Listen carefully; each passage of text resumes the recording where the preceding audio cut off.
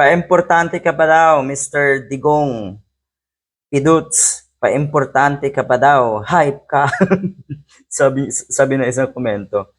Kung kasi daw ay makita on national TV or sa live nga, ngayong araw etong si Digong, mabubuking daw na hindi totoo yung mga sinasabing payat na payat at may cognitive impairment na etong si Digong. Yung mga drama ba nila, yung kanilang mga paawa, lahat daw yan ay mabubuko kaya hindi pwedeng lumabas at makita ng taong bayan daw etong si Digong.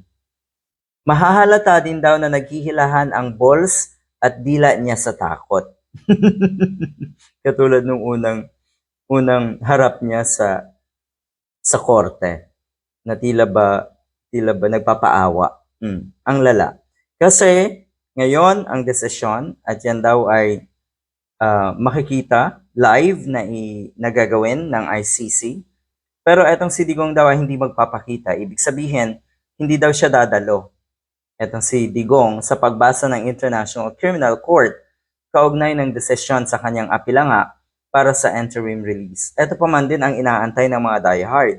Kasi nga makikita na daw nila si Tatay Digong nila. Makikita na daw nila si Digong. Kasi nga naman napakatagal na wala ng balita kung ano na ang nangyayari na itong si Digong. I mean, hindi natin alam kung alin sa mga sinasabi na itong mga dumadalaw na kaanak, kung alin doon ang totoo. Kasi mukhang lahat ng sinasabi nila ay pawang drama at kasinungalingan. Pawang may motibo. Oh. 'Di ba? Sabi ay butot balat na nga daw, hirap na daw, gusto na daw magpahinga, naandyan at sinabi pa daw na meron ng huling habilin. Ay bakit hindi niyo pa gawin? 'Di ba? Kasi pareho kayong nahihirapan. Lalong lumalaki yung kasinungalingan nyo.